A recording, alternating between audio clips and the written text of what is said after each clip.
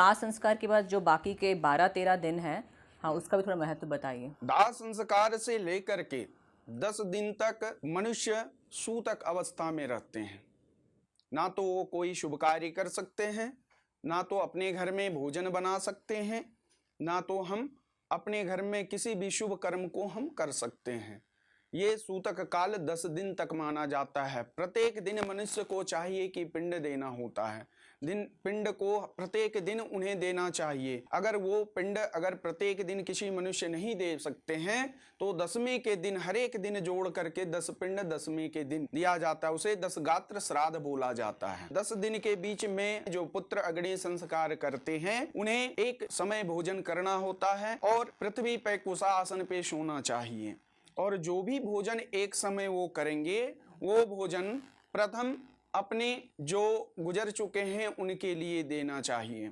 और प्रत्येक दिन पीपल में जल देना चाहिए। उसे यमघंट बोला जाता है। ये प्रथम दिन बांधा जाता है यमघंट और प्रत्येक दिन उस पीपल में जल दिया जाता है और दूसरा दीपक जलाया जाता है और भोजन एक समय उनको निकाला जाता है। ये 10 दिन का प्रक्रिया है। प्रत्येक मनुष्य को ये चीज करना चाहिए। दूसरा 10 गात्र श्राद्ध होने के उपरांत 10 गात्र श्राद्ध मतलब होता है 10 दिन का जो पिंड है वो 10 दिन में दिया जाता है। वह पिंड का मतलब क्या होता है वो मैं आपको बताना चाहता हूँ। प्रथम जो पिंड होता है जो 10 जो पिंड जो दिया जाता है वह हर एक अंग पूरक होता है। उससे हम उस आत्मा को अंग प्रदान करते हैं। अंग प्रदान करते हैं। 10 इंद्रियां उन्हें दिया जाता है ताकि वह जो 11वें दिन हम जो भोजन उन्हें देते हैं वह ग्रहण करने योग्य हो जाते हैं और उनका शरीर अंगुष्ठ मात्र का हो जाता है। उसके बाद एकादशा कर्म बोला जाता है। एकादशा कर्म में प्रेत सैया लगाया जाता है जिसमें एक पिंड दिया जाता है। एकादशा पिंड के उपरांत वहां गणपति, खोड़स मातृका, कुलदेवी, नवग्रह आदि देवता का पूजन किया जाता है। वहां पे नारायण भगवान की भी पूजन की जाती है लेकिन वहां पे प्रेत सैया ही लगाया जाता है। ठीक है। क्योंकि एकादशा कर्म तक प्रेत कर्म किया जाता है। उसके बाद द्वादशा कर्म होते हैं। अगर स्त्री हो तो 12वें दिन में करते हैं, पुरुष हो तो 13वें दिन में करते हैं। अगर स्त्री हो तो 13वें दिन उनका पूर्ण रूप से पिंडदान जिसे मासिक श्राद्ध बोला जाता है।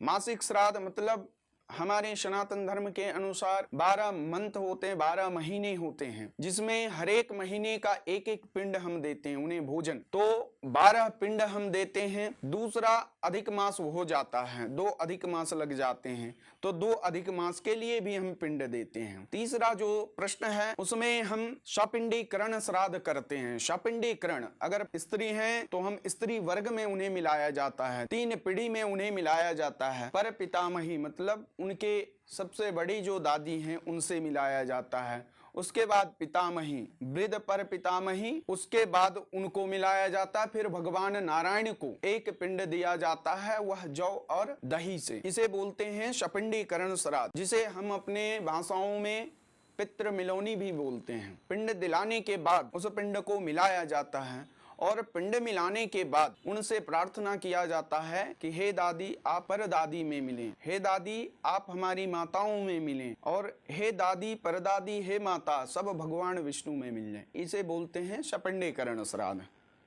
और अगर पुरुष हैं तो पुरुष का भी 13वें दिन में जो कर्म होता है वह मासिक श्राद्ध और सपिंडीकरण ये करना चाहिए।